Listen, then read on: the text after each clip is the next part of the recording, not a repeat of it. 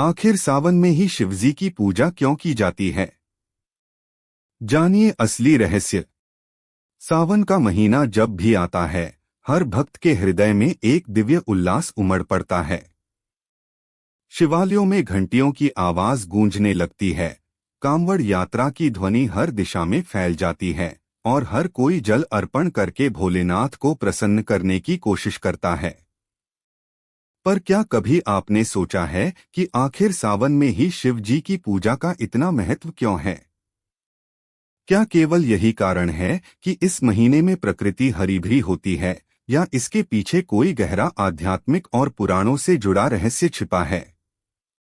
आइए जानते हैं इसका असली रहस्य, एक ऐसी कथा के माध्यम से जो हमें शिवजी के अपार प्रेम, तपस्या, करुणा और ब्रह्मांडीय ऊर्जा की गहराई से अवगत कराती है। पुरातन काल की कथा, सृष्टि के आरंभ की ओर। यह उस समय की बात है जब सृष्टि का आरंभ हुआ था। ब्रह्मा जी ने अपने तप से सृष्टि रची थी और भगवान विष्णु उसके पालनकर्ता बने। लेकिन एक प्रश्न अभी भी अनुत्तरित था, विनाश का कार्य कौन करेगा? यह जिम्मेदारी किसी दिव्य शक्ति को दी जानी थी जो सृष्टि में संतुलन बनाए रखे।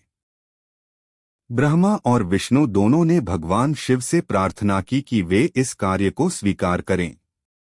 शिव जी तो सदा वैराग्य में रहने वाले, ध्यान में लीन रहने वाले, सृष्टि के मोह से परे योगी।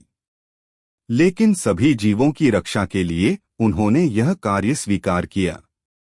समुद्र मंथन और हलाहल का प्रकट होना।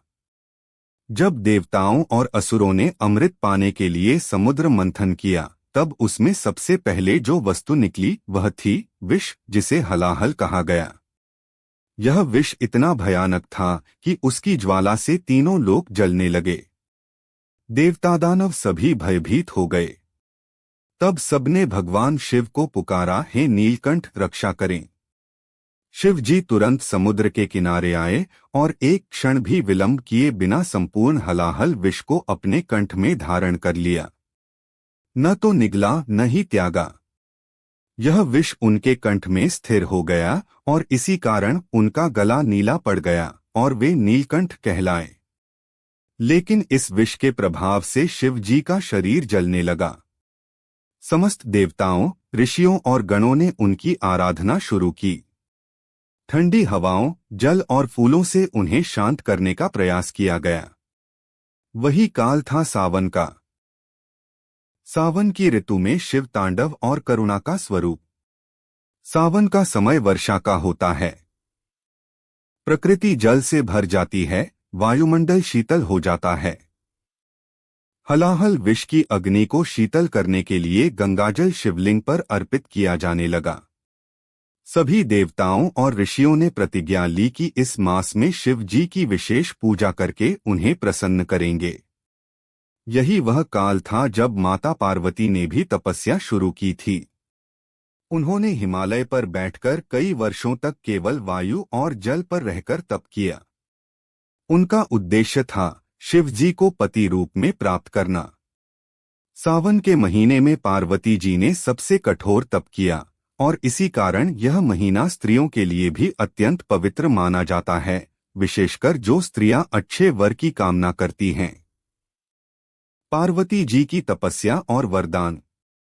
सावन के महीने में माता पार्वती की तपस्या इतनी कठोर थी कि तीनों लोकों में उसकी चर्चा होने लगी।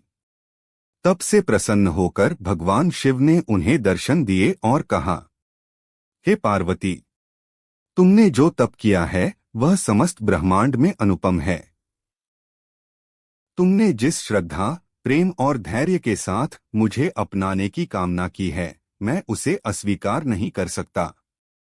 मैं तुम्हें अपनी अर्धांगिनी बनाता हूँ।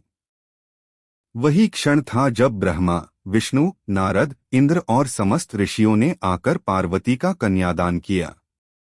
शिव पार्वती का यह विवाह भी सावन महीने में ही संपन्न हुआ। कांवड़ यात्रा की शुरुआत, शिव भक्ति का जन आंदोलन। जब यह बात लोक में फैली कि सावन में शिवजी की आराधना से वे अत्यंत प्रसन्न होते हैं, तब से यह परंपरा चल पड़ी कि लोग गंगाजल भरकर शिवलिंग पर चढ़ाते हैं।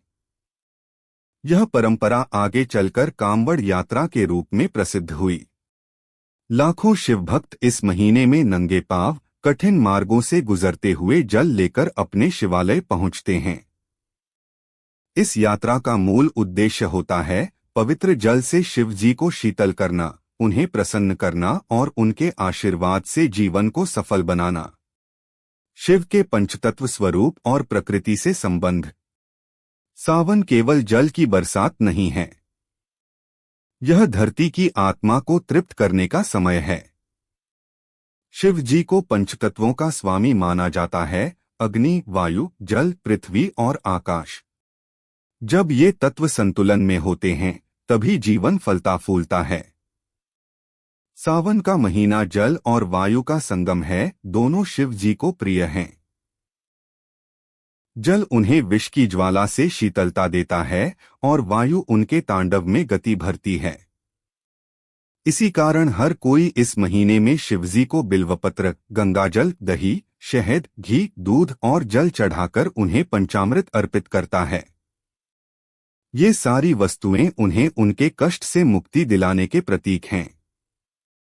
कलयुग में शिव की विशेष कृपा का महीना, भावनात्मक संकेत।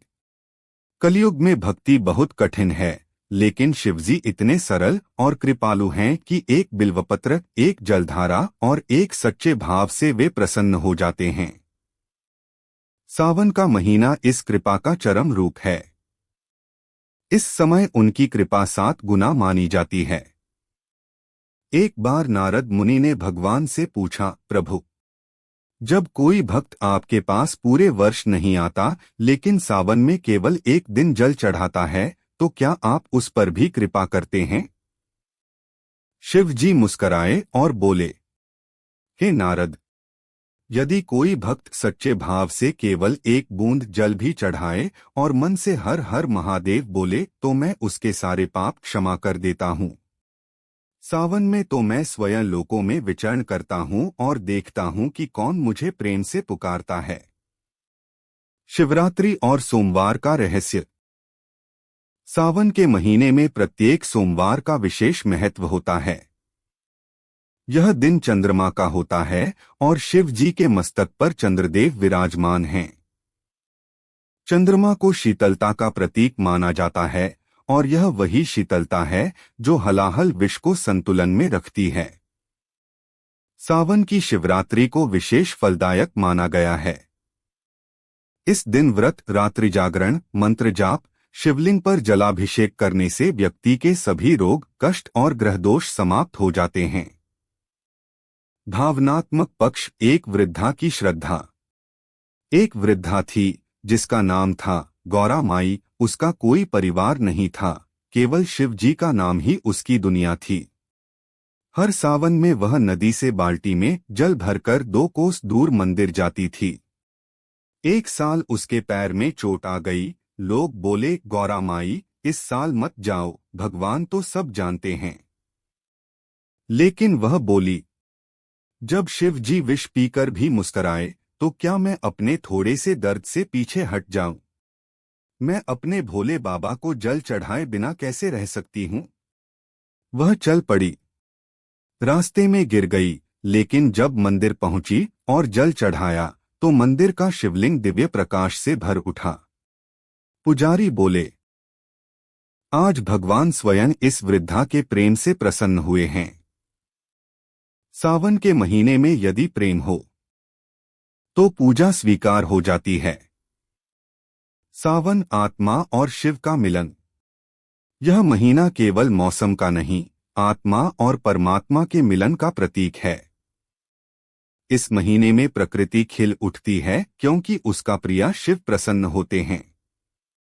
जब भक्त सावन में हर रोज शिव का जाप करता है, ओम नमः शिवाय का उच्चारण करता है, तो वह अपने भीतर के सारे विकार धो डालता है।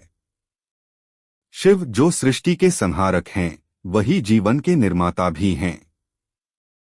सावन का महीना हमें सिखाता है कि त्याग, प्रेम, तपस्या और भक्ति से हम शिव को पा सकते हैं। शिव का वरदान। सावन का महीना हर मनुष्य को आत्मचिंतन, भक्ति, संयम और शिवत्व की ओर प्रेरित करता है। जो लोग इस पवित्र महीने में श्रद्धा और प्रेम से शिव जी की पूजा करते हैं, उनका जीवन संकटों से मुक्त हो जाता है, रोग शोक दूर होते हैं और मोक्ष का मार्ग प्रशस्त होता है। सावन केवल एक महीना नहीं, यह परम शिव से मिलन की अनुभूति का समय है। यह वह काल है जब हम कह सकते हैं, ना धन चाहिए ना वैभव, बस मेरे भोलेनाथ आपका नाम चाहिए। हर हर महादेव। ओम नमः शिवाय। अगर आप शिव जी के सच्चे भक्त हैं तो चैनल को सब्सक्राइब करो और वीडियो को लाइक करके कमेंट में हर हर महादेव लिख दीजिए।